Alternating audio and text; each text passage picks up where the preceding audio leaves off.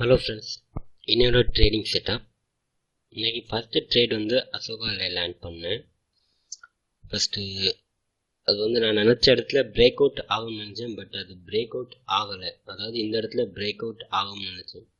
அதாவது 91க்கு நான் break out ஆகும்னு நினச்சேன். அதாவது 1 மினிட் கேண்டில் ஒரு சின்ன ஸ்பை, அதாவது பிரேக் ஆகுது மாதிரி ஒரு ஆப்பர்ச்சுனிட்டிக்கு கிடச்சி. பட்டு அந்த இடத்துல அது பிரேக் ஆகாமல் கண்டினியூவாக அப் ட்ரெண்டில் போயிடுச்சு.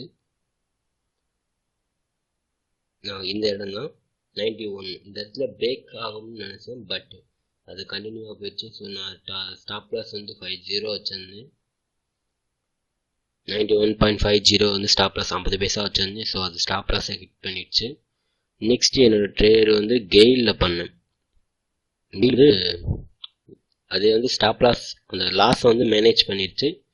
ஸோ இப்போதைக்கு ஒன்லி ப்ரோக்கரேஜ் மட்டும்தான் இருக்குது.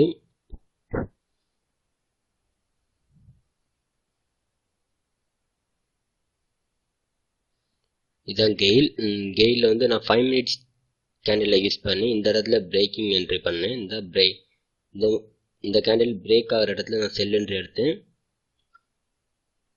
103.80க்கு 30 டார்கெட் வச்சுருந்தேன். அதாவது 50 பைசா டார்கெட் வச்சுருந்தேன். அதை ஹிட் பண்ணிடுச்சு. ஸோ 250 மேனேஜ் ஆயிடுச்சு.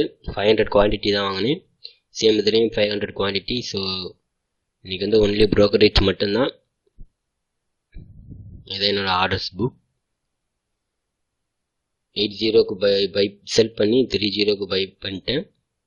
இது 91 பையிங், 91.5 செல்லிங். பொசிஷன் அசோகாவில் -250, கெயில் +250. ஸோ -0. ஸோ நமக்கு ஸ்டாக் ப்ரோக்கருக்கு டேக்ஸு ப்ளஸ் ப்ரோக்கரேஜ் மட்டும்தான். ஸோ இன்றைக்கி இதோட வெளியே வந்துடலாம். வீடியோ பிடிச்சிருந்தா ஸ்டாக் டிப்ஸ் யூடியூப் சேனலை சப்ஸ்கிரைப் பண்ணுங்கள். அது பக்கத்தில் வர பெல் பட்டனையும் ப்ரெஸ் பண்ணிடுங்க. தேங்க்ஸ் ஃபார் வாட்சிங்.